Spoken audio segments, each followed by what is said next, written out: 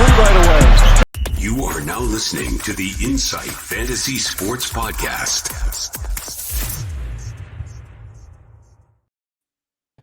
Listeners, welcome back to the Inside NBA show. Wednesday's a grit and grind, baby. A weekly show previewing the games going forward, helping you win your week. As always, we're brought here today by the Standard Squeeze, Ryan from Astute Newstead, and Bonus Bank. I'm the SC Mattrix, and I'm here with Filthy IFS Skiddy. How's your day been, mate? Oh, mate, I'm absolutely buggered, but who cares? I'm ready to crack in. Whenever you call me to be like, hey, mate, I need you on the grit and grind, say less. I would more than happily take an hour out of my night to see your pretty goddamn face. So thank you for having me, mate. Mate, can I tell you when I called him, the excitement was a bit higher than that. When I called him today, Skiddy was pumped. So, look, I said I gave him a few snippets about what we're going to chat today. A little bit of a tip is the Charlotte Hornets corduroy. So get excited, get around Sexy. it. Like and subscribe. Leave us some 5-star reviews or 4 stars. What if you like us? I don't know, on Apple and Spotify. But yeah, keep us going here. On Grit and Grind today, we're going to talk about who to target in your waiver wires. We're going to talk about the hot topics in the 8 games ahead. We're going to have an in-depth discussion about Miles Bridges as well, because this weekend he is off his 10-game suspension. But, mate, let's just duck into some waiver wire targets. Bloody oath. Targets acquired. Mate, I hate the Lakers, and I'm not sure anyone else hates the Lakers as much as you. But the first couple I've got here is Cam Reddish and Rui Hachimura. Cam Reddish, apart from being the best 2K player in 68 overall 2K player in existence, look, in the last couple games, he's really been pretty good, hasn't he?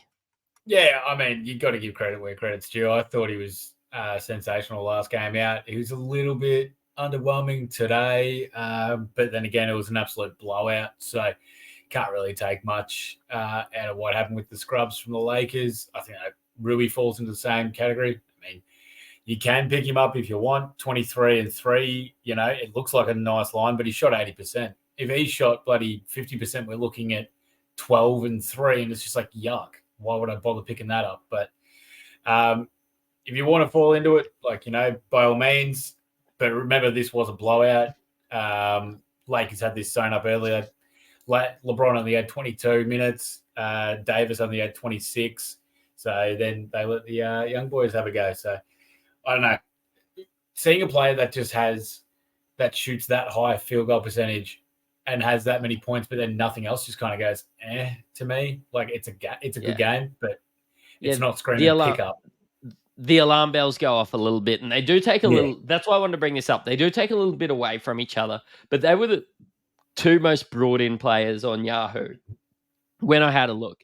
And all eyes are always on the Lakers. So, look, it's to be expected that when they play a good game, that they are some of the first ones picked up. Mm-hmm. But in saying that, everybody looks at the Lakers. How many people are watching the Trailblazers and Skylar Mays at the moment? He's been all right.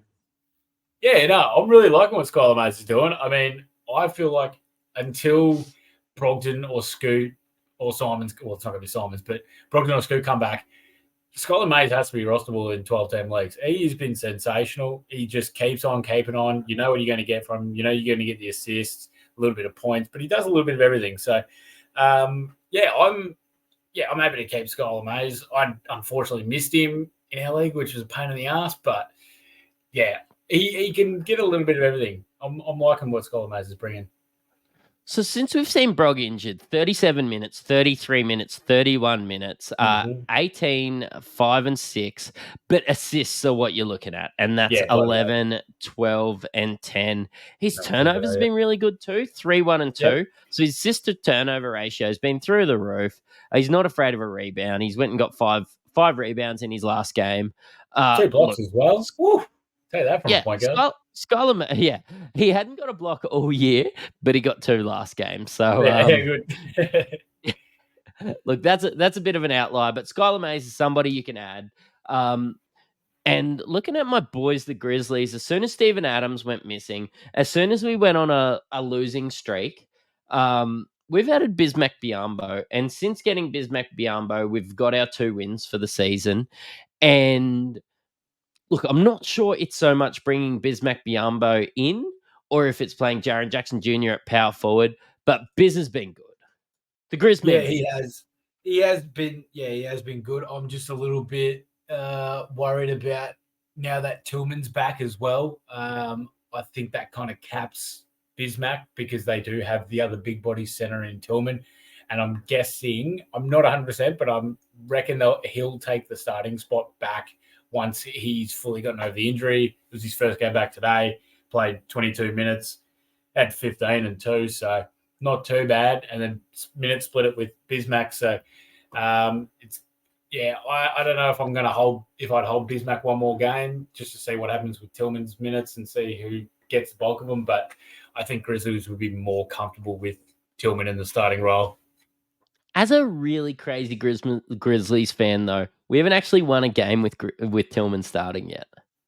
We actually haven't won a game with Tillman playing yet. And again, you're talking about those really high field goal percentage games. He shot 6 of 7 today. I think we look better with Biz on the floor. But then again, who'd you beat? You beat the Clippers when they were still trying to work in Harden and that whole schmozzle, what the fuck's going on there? And then who was the other game that you won at? I think we won one of the games against the Trailblazers. So. Oh, there you go. So so you haven't beaten quality opposition. Mate, we're missing our best player. We're missing 5 of our 10 rotation guys last year. We have been struggling, and Biz has been all right. Yeah, jars are gone. But he's been a breath of fresh air, can I say, for the Grizzlies. Yeah, look, I agree. I just wanted to see how the Grizzlies set, what we say, into a team orientation standpoint doesn't mean shit. It depends what the coach is thinking, how the organization's feeling. So, I mean, look, if you want to have another gamble on Biz, it's nothing wrong with that. He'll give you good rebounds, good blocks, and then Tillman will try and get the points and rebounds up. So, but if it's a minute split, I feel like there's better guys on the wire, center-wise, that you can get for those positions. So, it'll just be a wait and see. I'll take him over Andre Drummond anyway, but let's have a look at the last 3. Well, let's have a look at the last 4 games for the Washington Wizards. Bilal Coulibaly's played over 30 minutes in 3 of them, and he's been pretty good. He has been. It's actually been surprising. I didn't think that he would have this kind of offensive role this early. I mean, his defense was there, but he's been showing a bit offensively for the Wizards, and he's been filling out the stats in every category. So I think he should be definitely on a roster. And if he keeps up these 30 minutes per game, I can't see that changing because it seems like he's doing like a whoever isn't playing for the Wizards in that starting lineup, they just put in Coulibaly. Like they just have that much faith in him early on. So he's like a real Swiss Army knife. And if he can get the 30 minutes, he's going to bring back fantasy production. So which is good, even though the Wizards, let's just say, fucking suck. So it's all right to give him a bit of a run. Look, give him a run. He's definitely taken some minutes off Corey Kispert there. Denny Avdia has still got that 30 to 35 minute role. But let's have a look. Like there's been a few the injury bug has bit Miami so far. And Duncan Robinson, he is a shooter. 26 and 18 in his last couple games in 39 and 35 minutes. He's played over 30 minutes in the last 4 games, and the best thing I can look at with fantasy is opportunity. 5 assists in his last game, 8 rebounds in his last game. Are we looking at Duncan Robinson, the 124th ranked player?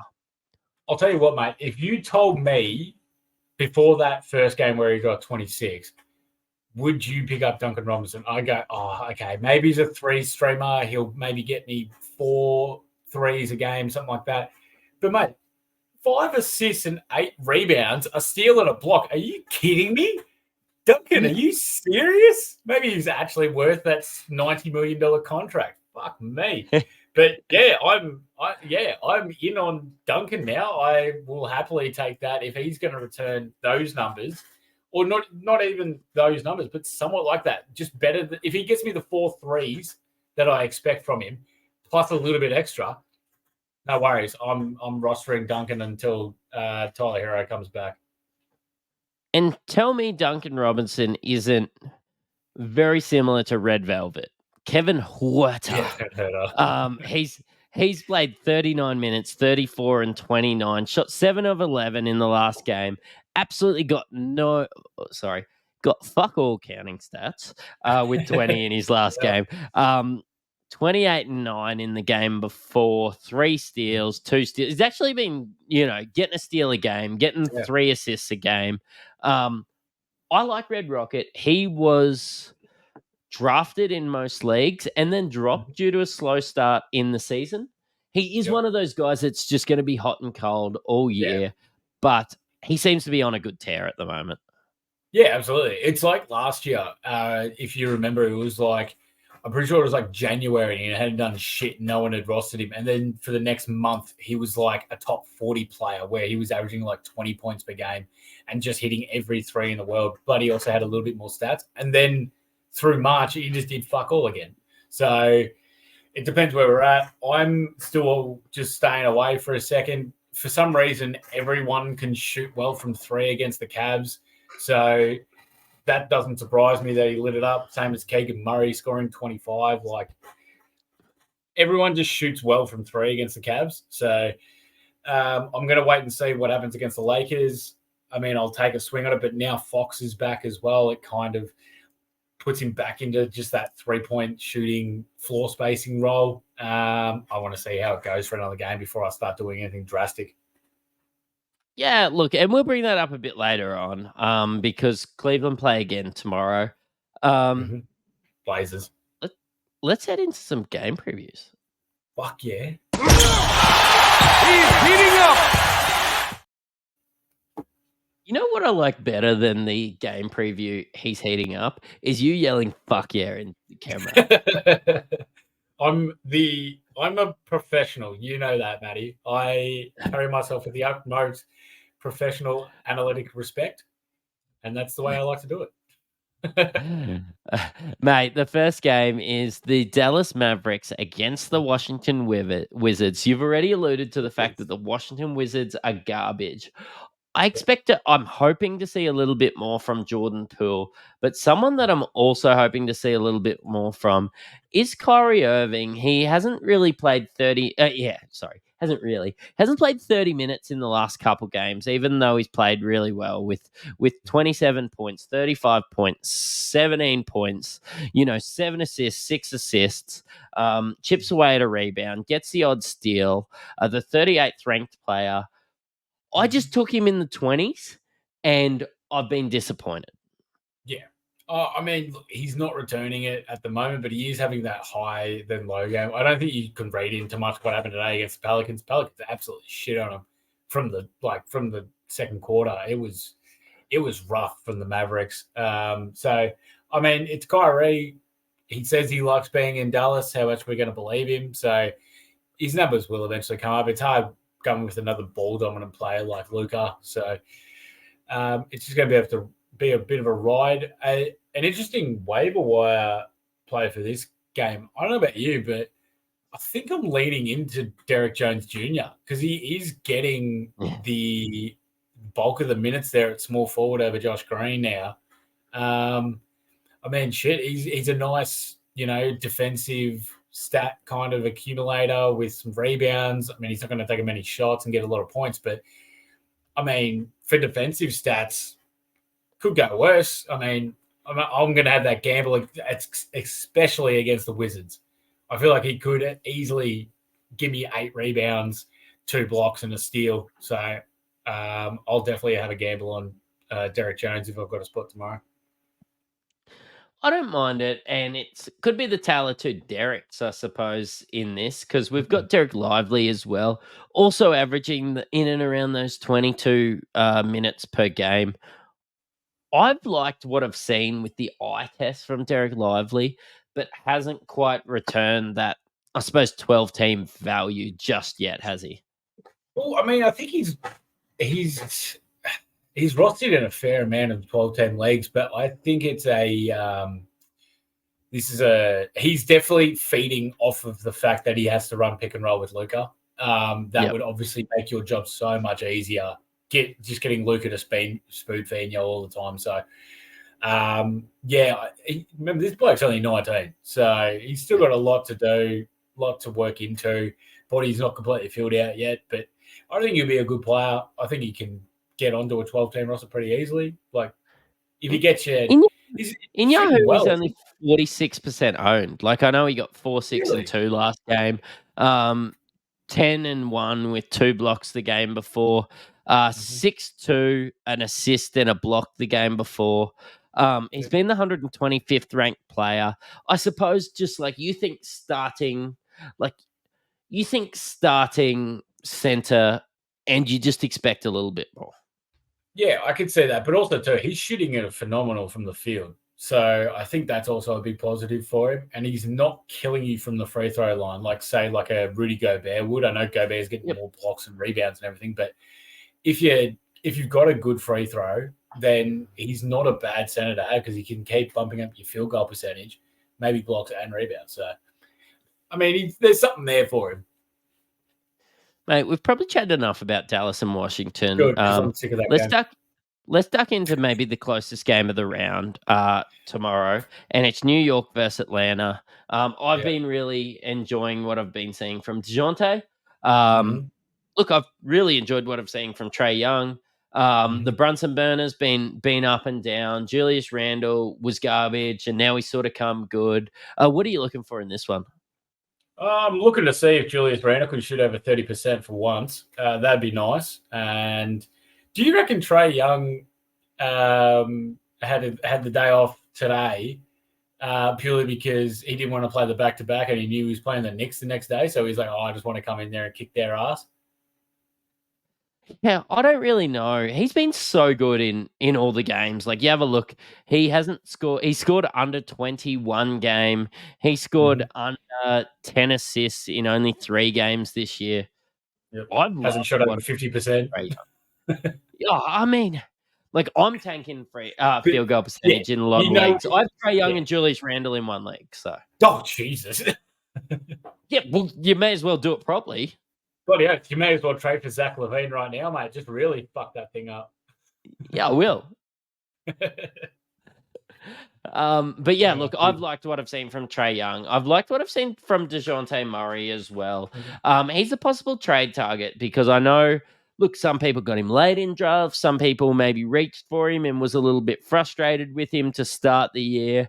But I suppose 32, 10, and 5, you can't argue with that the last game. He always gets steals. He's averaging 1.5 steals a game. He's got 3 steals in his last couple games. His turnover's been great. Like, his assist to turnover ratio was 5 in the last game. He's been good. Yeah, he has been good. It's nice to see him. I know it's only been 10 games, but it's nice to see him looking like San Antonio DeJounte Murray, where he was just... Well, he was like the 8th ranked player that year 2 years ago. So maybe he just, needed to fit into this Hawk system a bit more, but he's looking a lot better. Yeah, new coach, and the Hawks look good. So I'm a little bit high on the Hawks at the moment. But let's duck into Boston versus Philadelphia. And I know we had a little bit of a chat off air about this. If New York and Atlanta is the closest game, Boston and Atlanta is 2 of the big dogs at the moment.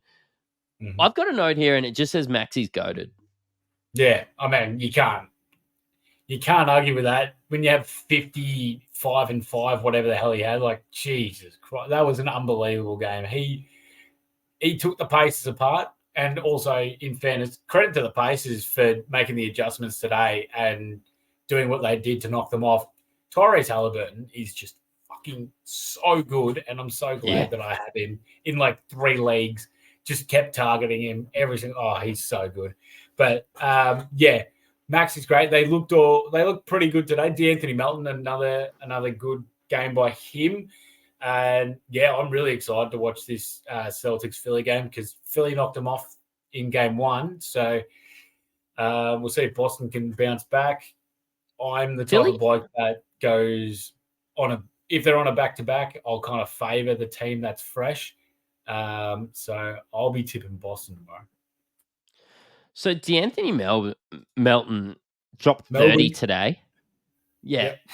D'Anthony Melton went and scored 30. So, mate, he's been disappointing all year, but then goes and drops a 30 bomb. Are you rushing out to get D'Anthony? Yes, I am, purely because his fantasy skill set is very, very appealing. A guy that can get you that many steals, can knock down the threes. I mean, the 30 points is always nice, but he can also get a couple of assists, a couple of rebounds. And what did he shoot today? He had 10 of 10 free throws. That's unheard of for Melton. That's just ridiculous. So, I think his fantasy skill set's just a bloody good one. And, he really returned it with the people that were favourable to him today. Mate, House has been a good source of threes. I don't want to delve too much into these games because I just want to get into Miles Bridges' chat, to be honest. Yeah, there's nothing to Boston.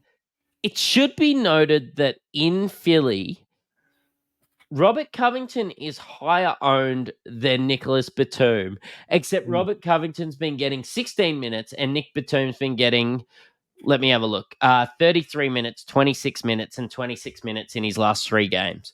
You should Batum add did get Nick injured. Batum over Covington. Batum did get injured last game as well, and he was out today. So maybe that has something to it, being the waiver wire kind of guy. They just all flipped him, and then as soon as Covington was playing on the back-to-back, maybe that's why. But yeah, I'd be definitely taking Batum over Covington at the moment. I know Batum has the better skill set. Covington has the better fantasy appeal, but he's just not looking like ready for the Philadelphia system yet. But Batum is. Yeah, and obviously that's coming a little bit from Kelly Oubre Jr. getting hit by a car. Our thoughts and prayers go out to him. Oh my God, you sexy! Oh Jesus! Also, I just want to shoot out a little congratulations to Justin Tatum, Jason Tatum's dad, on being the interim head coach of the Illawarra Hawks. I've just recorded an NBL podcast for you guys from Australia, so if you want to know anything about my boy Justin, just slide into my DMs. So I'm just going to say real quickly as well, if that bloke that hit Oubre with his car, if he did anything to that gorgeous face of his, he needs to be struck down by every single person in the world. You cannot be messing with perfection. Goddamn disgrace. It's true. Let's go into Bucks and Toronto, 2 teams that have probably disappointed. And Milwaukee have been a bottom 5 defense, according to Bleacher Report. But with blokes like Lillard, Beasley, and Payne playing massive minutes, mate, I'm not really surprised. Are you? Nah, not at all, mate. I mean, geez, there's something wrong with the Bucks at the moment, and it's not because of Giannis Antetokounmpo. That is for certain. Shout out to Matty G. You see how I pronounce that, mate? Thank you. It's not. It's not because of Giannis. They're just not looking like the Bucks that we're expected. We've been expecting. So I'd like to see them bounce back. However, I do say that, but the Bucks, their bogey team, a bogey team is someone that always has, the edge over them, is the Raptors. The Raptors have beaten the Bucks 4 out of the last 5 times they've played them in the regular season, and they have smacked them. So can the Bucks get over their hoodoo and beat the Raptors tomorrow? And I'm not sure they can. I mean, the Raptors have been playing the worst basketball I've seen them play for a little while. I actually just finished reading Alex Wong's prehistoric book, The Start of the Toronto Raptors. So, massive read. Pop on and give it a read. But Pascal, you can borrow the book off me if you want. But I'd love to send it down. Yeah, Pascal Siakam's coming good at the moment. He played phenomenal. He was the catalyst behind that 23-point comeback against the Wizards a couple of nights ago. I know we're not holding the Wizards in massive esteem at the moment, but look, you've got to overcome some hurdles to come back from 23 down and go on a 22-1 run to win the game, don't you? Oh, 100%, mate. And I just want to say as well, FU Sportsbet, how the hell was the highest price that you gave the Raptors during that when they were down 20 was $8? goddamn disgrace. I was going to get on if it was anything around 20, and I thought 8. I went, no chance I'm going to get on that now. And I'm just seeing them tick back, tick back, tick back. You bastards.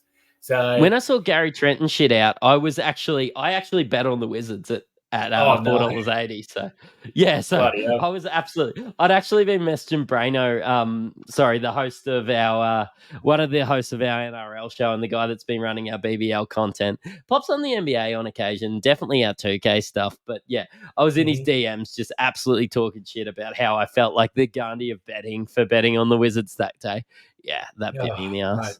Yeah, bloody oath they suck. I've got a quick one. Do you reckon new Toronto starter Otto Porter Jr. Is worthy of a pickup or a stream? He had 14 minutes against the Wizards the other day, started, and he was looking like he was going to get the minutes, but then that closing unit with Boucher in there, they just rolled him, so they didn't bother bringing him back in. No. Lovely. Perfect. That's what I think too.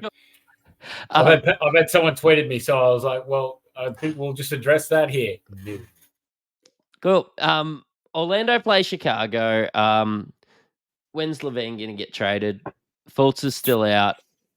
And Goga's been scoring well. I wish he would rebound better. Yep, I can see that too.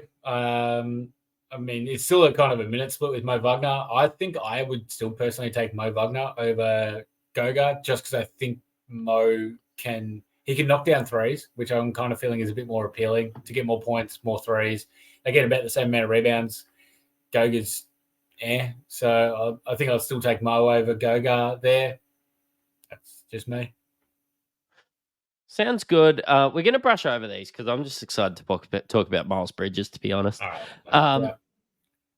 Minnesota are playing Phoenix. Minnesota are good. They're 8-2, and they're paying $2.80. I know we're not a punting podcast, but when we talk about where the bookies are, is a really good indication, I suppose, as to, people are expecting Phoenix to win this game, and book is probable. I actually think whether book plays or not tells me who will win this. Yeah, I can see that too. Again, back-to-back for Minnesota in Phoenix, so they're traveling. So I would personally go with the Suns. Beal still looks a little bit iffy as well, but Book makes a massive difference. He's a bloody good player. So I'm still thinking Suns, but I can see what you're saying, where the Timberwolves have got this ability just to come in and just roll people. And so maybe McDaniels is back. We'll see how he goes after what happened today with that bit with Clay. And then I'm guessing Draymond's going to be rubbed out because how the hell are you allowed to put someone in a headlock and then drag them by their neck from the 3-point line to under the ring has got me stuffed if he doesn't get suspended. So that'll be fun to see. Classic Dre. It's good. I'm glad you've been seeing my my reserve grade basketball tape because I have been told to meet me in the car park a few times. Yeah, look, I agree with you. Beal's been inefficient, but good. Hasn't played with Booker yet, which, look, if I'm going to watch a game, it's probably that one for that exact reason, as well as I just like, you like to see the young guns, somebody like, an Anthony Edwards take on somebody like a Bradley Beal. Like, it's going to be exciting. Also, I think that Rudiger, like, they have a much better front court.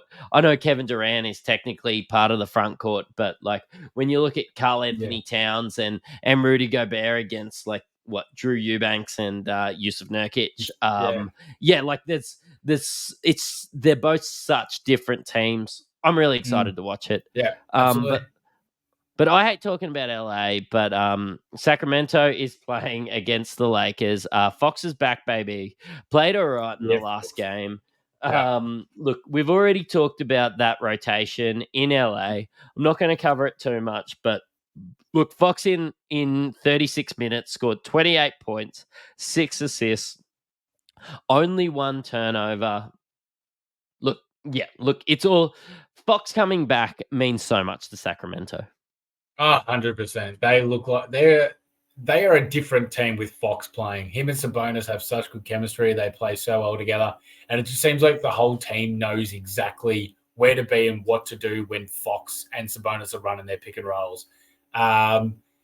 If I'll tell you, Fox could go off this game if Anthony Davis spends any time off the floor, because D'Angelo Russell is not stopping De'Aaron Fox. I don't care what you think. He is flying past him, and he's just going to get to the ring, get to his spot wherever the hell he wants. So they might put your boy Reeves on him. I don't care. Reeves is still going to get cooked by Fox. Fox is going to fuck him up. Yeah. No, so swipe is quick. Let's just leave that there. Yeah. Let's talk about your Cavs against Portland. Quote Skiddy. 18 minutes ago. Everybody shoots well for threes against Cleveland. So when I have a look at Portland, Jeremy Grant's been really good for Portland. I've actually traded for Jeremy Grant in some leagues, and people think that they're doing this massive sell high. I actually think it's sustainable for the whole year what Jeremy Grant's doing. I 100% agree until Portland decide to close shop in about February because they realize that they're not going anywhere. And then Grant has a mysterious injury where he sits out for the rest of the year. But I think he can keep on doing what he can keep on doing now. Darius Garland is out tomorrow as well for the Cleveland Cavaliers. So that's due to a neck strain. Yes, neck strain. Yeah. So I think that would mean more minutes for Karis LeVert. And I would say the backup point guard role would be Craig Porter Jr. or Sam Merrill with Ty Jerome still out as well, and Ricky Rubio, obviously. Not with the team because of mental health issues, personal issues or whatever the hell it is. Craig Porter's he's an interesting one as well. If he got bulk minutes, he can get boards. He's a very good blocker from the point guard spot. Not a massive scorer, but he can, and he's pretty good at reading play for assists. So think like Skylar Mays, what he's doing for Portland, but flipped between the assists and the rebounds. That's kind of what Craig Porter can bring. So if he gets bulk minutes, I mean, that's something not to sneeze at. You know what I fucking struggle with? What's that, mate? I've never added a guy. Look, I've probably played 13 years of NBA basketball, and I'm not sure I've ever added a guy in NBA fantasy basketball called Craig. Like, very common name. But like, have you ever had a more average? Yeah, look, I've had him in NBL fantasy, but not in. My mate played against him when he was playing in the QBL, but look, just really struggled out a guy with his first name Craig. Like, do you ever just like walk out? I was like, I'm Craig, NBA basketball player. Like, I just can't get around it. Like, Darius, yeah, I can get around it. Jakob, I can get around it. Craig, yeah, it's a no from me, dog. All I hear when I hear Craig is, I don't know if you've ever seen the show Blue Mountain State. It's one of my favorite shows ever. Yes. And that bitch Denise, everything she typed, Craig. That's all I bloody hear now.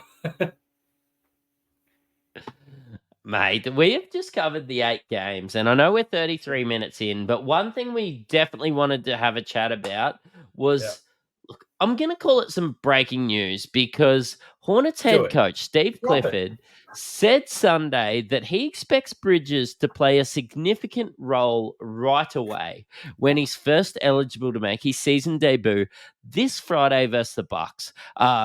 Quoted by Chris Winfield of the New York Daily News reports. What does this mean for you? Well, mate, this is the piece of the puzzle that we wanted to hear about Miles Bridges. It was the last little bit that we weren't 100% sure of if the Hornets were going to indeed have him straight into the starting lineup, or if they were going to bring him off the bench, if they were going to diminish his role, what they were going to do. But this is if we are taking what Clifford's saying as 100% factual. He can be a lying piece of shit at times. So we'll see if this comes to fruition. But what it does mean is that I think he should be added. I have him in 3 leagues now. I've picked him up. I've held him in one from the start in a 14-team leaguer. I have now picked him up in a 10-team leaguer. I'm going to roll the dice. We know that he can produce great fantasy numbers. He was top 40 2 years ago when he last played. He'll get you points, rebounds. He can still play the assist, couple of defensive stats, threes, good free throw percentage, good field goal percentage. He works really well with Melo. It's going to be something that I'm going to have the swing on, mate. I can't hear an argument against it now. If he's going to come out and play 28 to 30, ramp up, get to 33, 34, I'm having the swing on him. Yeah, look, and I'm not playing fantasy basketball to have like the team of best blokes. So I have seen a lot of things on Twitter saying like, look, I'm going to back myself to win fantasy basketball without Miles Bridges. This is a fantasy game. This is fake scores. Like, I'm okay with adding Miles Bridges. I'm okay with trading for Miles Bridges right now. But when you have a look at those stats, in the 80 games that he played in 21-22, 35 minutes per game, 2 threes,